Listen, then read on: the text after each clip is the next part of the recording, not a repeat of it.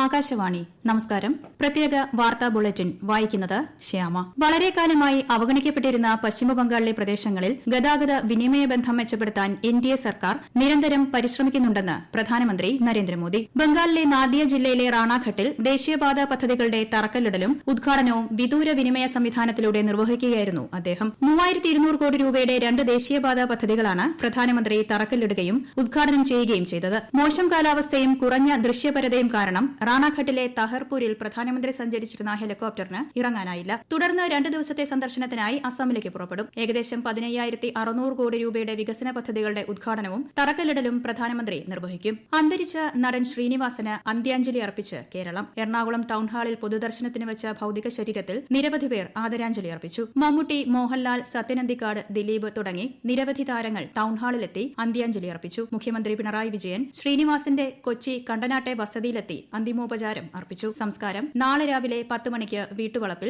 ഔദ്യോഗിക ബഹുമതികളോടെ നടക്കും. ഇന്ന് രാവിലെ തൃപ്പൂണിത്തുറ താലൂക്ക് ആശുപത്രിയിലായിരുന്നു 69-കാരനായിരുന്ന ശ്രീനിവാസന്റെ വിടവാങ്ങൽ. ദീർഘനാളായി ചികിത്സയിലായിരുന്നു. രാഷ്ട്രപതിയുടെ സന്ദർശനത്തോടനുബന്ധിച്ച് പ്രമാടം ഇൻഡോർ സ്റ്റേഡിയത്തിൽ നിർമ്മിച്ച താൽ ഹെലിപ്പാഡ് തകർന്ന സംഭവത്തിൽ നിർമ്മാണം സംബന്ധിച്ച് അന്വേഷണം നടത്താൻ മന്ത്രി മുഹമ്മദ് റിയാസ് നിർദ്ദേശം നൽകി. വിവരാവകാശ പ്രവർത്തകന്റെ പരാതിയിലാണ് അന്വേഷണം നടത്താൻ മന്ത്രി പൊതുമരാമത്ത് വകുപ്പ് ചീഫ് എഞ്ചിനീയർക്ക് നിർദ്ദേശം നൽകിയത്. കഴിഞ്ഞ ഒക്ടോബർ മാസം 22-നാണ് രാഷ്ട്രപതി ദ്രൌപദി മുർമു ശബരിമല സന്ദർശനത്തിനായി പത്തനംതിട്ടയിലെത്തിയത്. മണ്ഡലകാല സമാപനത്തിന് ഒരാഴ്ച മാത്രം ശേഷിക്കെ ശബരിമല സന്നിധാനത്ത് തിരക്ക് തുടരുന്നു. ഇന്ന് രാവിലെ 11 വരെ 32,218 തീർത്ഥാടകർ ദർശനം നടത്തി. 18-ാം പടി കയറുന്ന തീർത്ഥാടകരിലെ മാളികപ്പുറങ്ങളും കുഞ്ഞയ്യപ്പന്മാരും 18-ാം പടിയുടെ വശങ്ങളിലൂടെ വേണം കയറാനെന്ന് പോലീസ് നിർദ്ദേശം നൽകുന്നുണ്ട്. 18-ാം പടി, സോപാനം, തിരുമുറ്റം, മാളികപ്പുറം എന്നിവിടങ്ങളിൽ മൊബൈൽ ഫോണും മറ്റു ക്യാമറകളും ഉപയോഗിച്ച് ഫോട്ടോ എടുക്കുന്നതും വീഡിയോ ചിത്രീകരിക്കുന്നതും കർശന വിലക്കേർപ്പെടുത്തി. പാർലമെന്റ് പാസാക്കിയ VBG റാംജി ബിൽ പദ്ധതിയുമായി ബന്ധപ്പെട്ട് ആകാശവാണി തിരുവനന്തപുരം പ്രാദേശിക വാർത്താ വിഭാഗം തയ്യാറാക്കിയ പ്രത്യേക പരിപാടി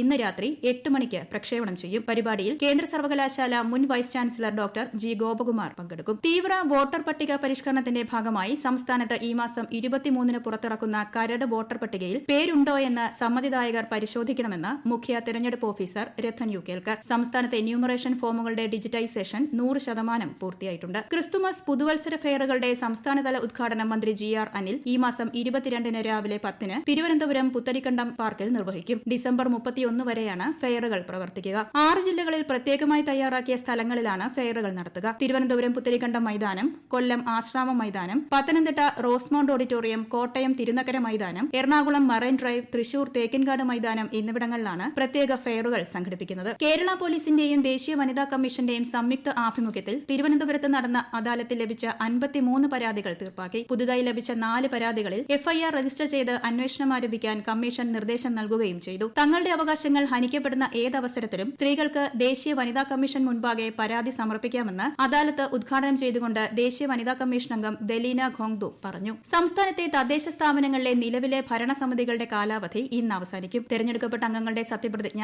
നാളെ പൂർത്തിയാകും. പുതിയ ഭരണസമിതികളും നാളെ ചുമതലയേൽക്കും. ജില്ലാ പഞ്ചായത്തുകളിലും കോർപ്പറേഷനുകളിലും ജില്ലാ കളക്ടർമാരുടെയും ബ്ലോക്ക് ഗ്രാമപഞ്ചായത്തുകളിലും മുനിസിപ്പാലിറ്റികളിലും വരണാധികാരികളുടെ മുൻപാകെ മുതിർന്ന അംഗമാണ് ആദ്യം സത്യപ്രതിജ്ഞ ചെയ്യുന്നത്. അധ്യക്ഷ, ഉപാധ്യക്ഷ സ്ഥാനത്തേക്കുള്ള തെരഞ്ഞെടുപ്പ് ഈ മാസം 26, 27 തീയതികളിലാണ്. കാസർഗോഡ് ബേക്കൽ ബീച്ച് പാർക്കിൽ നടക്കുന്ന ബേക്കൽ ഇന്റർനാഷണൽ ബീച്ച് ഫെസ്റ്റിവലിന്റെ 3ാം എഡിഷന്റെ ഉദ്ഘാടനം ഇന്ന് വൈകിട്ട് മന്ത്രി PA മുഹമ്മദ് റിയാസ് നിർവഹിക്കും. പ്രത്യേക വാർത്താ ബുള്ളറ്റിൻ കഴിഞ്ഞു. അടുത്ത വാർത്താ പ്രക്ഷേപണം വൈകുന്നേരം 6:30-ന്.